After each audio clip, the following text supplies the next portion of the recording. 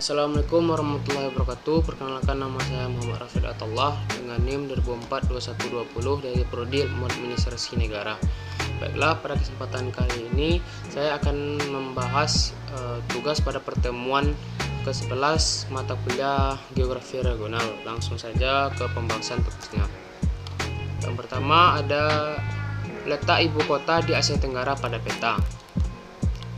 Baiklah, pada peta kali ini letak ibu kota di Asia Tenggara ditandai dengan tanda bintang, yaitu Indonesia ibu kotanya Jakarta, Timor Leste ibu kotanya Dili, Malaysia ibu kotanya Kuala Lumpur, Singapura ibu kotanya Singapura, Brunei Darussalam ibu kotanya Bandar Seri Begawan, Filipina ibu kotanya Manila, di Vietnam ibu kotanya Hanoi, Laos ibu kotanya Vientiane, Thailand ibu kotanya Bangkok, dan Myanmar ibu kotanya Naypyidaw. Selanjutnya, letak astronomis negara di Asia Tenggara. Indonesia terletak pada 6 derajat lintang utara sampai 11 derajat lintang selatan dan 95 derajat bintang timur sampai 141 derajat bintang timur. Thailand terletak pada 5 derajat lintang utara sampai 21 derajat lintang utara dan 97 derajat bintang timur sampai 106 derajat bintang timur. Filipina terletak pada 4 derajat lintang utara sampai 21 derajat lintang utara dan 116 derajat bintang timur sampai 128 derajat bintang timur. Singapura terletak pada 1 derajat 11 lintang utara sampai 100 derajat 28 lintang utara dan 103 derajat 38 bintang timur sampai 104 derajat 5 bintang timur. Brunei Darussalam terletak pada 4 derajat lintang utara sampai 6 derajat lintang utara dan 114 derajat bintang timur sampai 115 derajat bintang timur. Malaysia terletak pada 1 derajat lintang utara sampai 7 derajat lintang selatan dan 100 derajat bintang timur sampai 120 derajat bintang timur. Vietnam terletak pada 8 derajat lintang utara sampai 22 derajat lintang utara dan 104 derajat bintang timur sampai 108 derajat bintang timur. Kamboja terletak pada 10 derajat lintang utara sampai 15 derajat lintang utara dan 102 derajat bintang timur sampai 108 derajat bintang timur. Laos terletak pada 14 derajat lintang utara sampai 20 derajat lintang utara dan 100 derajat bintang timur sampai 108 derajat bintang timur. Myanmar terletak pada 1 derajat lintang utara sampai 28 derajat lintang utara dan 92 derajat bintang timur sampai 100 derajat bintang timur. Timor Leste terletak pada 8 derajat lintang selatan sampai 10 derajat lintang selatan dan 124 derajat bintang timur sampai 128 derajat bintang timur. Selanjutnya, pulau di Asia Tenggara pada peta. Baiklah, pada peta kali ini terdapat pulau yang berada di Asia Tenggara, itu yang ada di sini ada Pulau Nicobar Island, ada Pulau Simeulue, ada Pulau Nias, ada Pulau Siberut, ada Pulau Mentawai, dan di daerah sini ada juga Pulau Spratly Island, ada juga Pulau Parcel Island.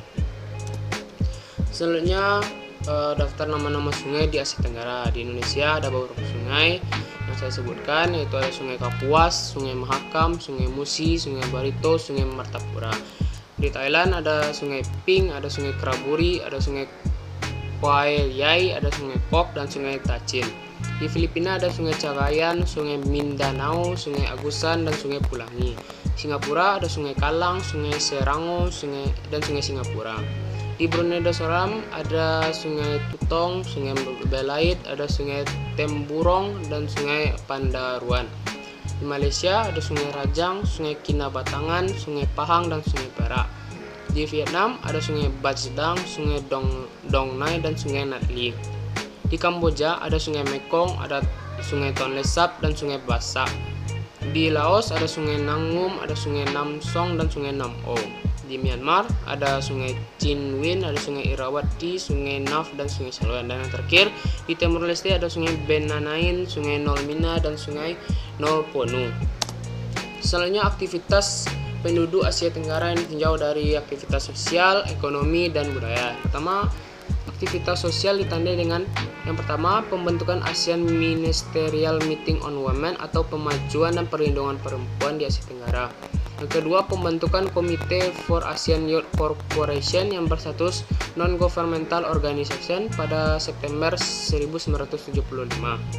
Yang ketiga, ada pembentukan ASEAN Conference on ASEAN Reform of Civil Service pada tahun 1981. Selanjutnya ada pembentukan ASEAN Ministerial Meeting on Sport untuk menangani masalah olahraga di ASEAN pada tanggal 1-2 Mei 2011.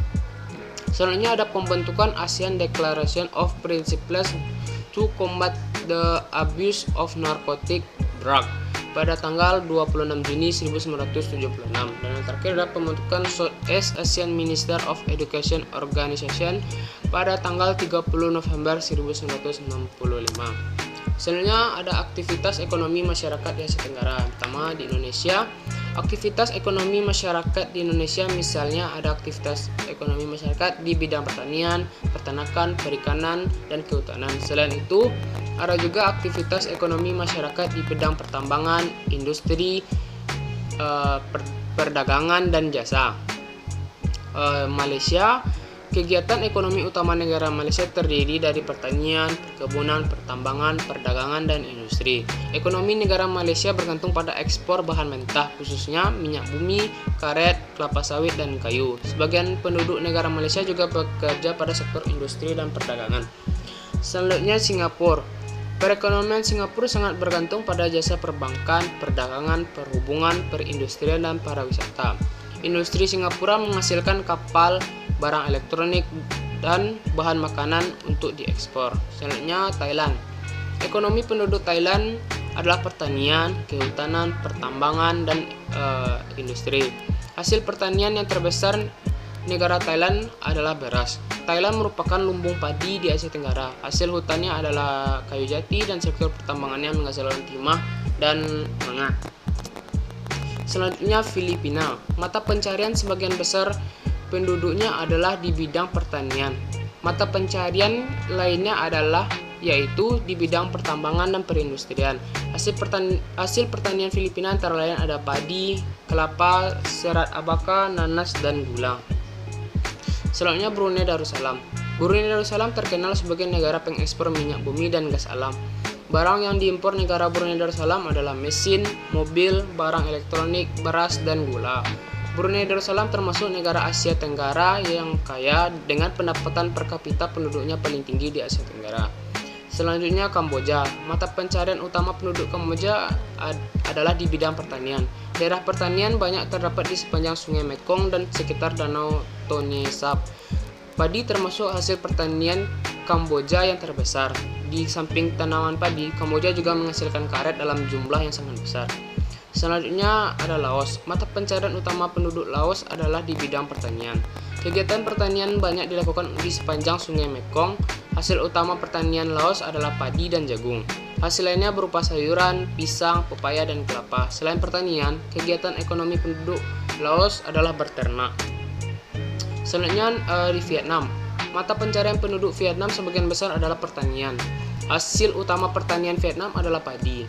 Hasil pertambangannya adalah emas, biji besi, timah, gamping, fispat, dan seng. Selanjutnya, Myanmar. Mata pencarian penduduk Myanmar adalah di bidang pertanian, perkebunan, dan pertambangan. Hasil utama pertanian Myanmar adalah di bidang pertanian. Hasil perkebunannya antara lain adalah tebu dan kayu jati. Hasil pertambangannya antara lain adalah seng, tembaga, emas, perak, timah, dan minyak bumi. Yang terakhir, Timor Leste. Sebagian besar penduduk Timor Leste bermata pencarian di bidang pertanian dan peternakan. Sebagian penduduknya bekerja di bidang pertambangan dan industri. Hasil pertanian meliputi padi, jagung, sayuran, kentang, dan kacang-kacangan. Hasil peternakannya antara lain adalah kuda, sapi, babi, dan kambing. Hasil perkebunannya meliputi kayu cendana, kopi, cengkeh, lada, dan kelapa sawit. Dan hasil tambangnya antara lain ada minyak, emas, mangan, dan marmer. Selanjutnya, aktivitas budaya masyarakat Asia Tenggara. Aktivitas budaya masyarakat di Asia Tenggara ditandai dengan peningkatan identitas budaya melalui promosi pariwisata ASEAN. Sebagai satu jalur wilayah yang terkoneksi dan terbuka bagi warga negaranya, Saat ini wilayah ASEAN memiliki daya tarik bagi wisatawan asing dan juga pemudanya. ASEAN memiliki keragaman dan kekayaan budaya dengan karakteristik budaya serumpun dari 10 anggota negaranya. Terobosan pariwisata ini dapat dilakukan melalui promosi bersama sejumlah pusat wisata menarik dan unik khas Asia Tenggara. Tentu saja dengan mengedepankan identitas ASEAN daripada identitas negara-negara di kawasan tersebut. Baiklah, sekian pembahasan tugas 11 mata kuliah geografi regional ini. Apabila ada kesalahan, mohon dimaafkan. Assalamualaikum warahmatullahi wabarakatuh.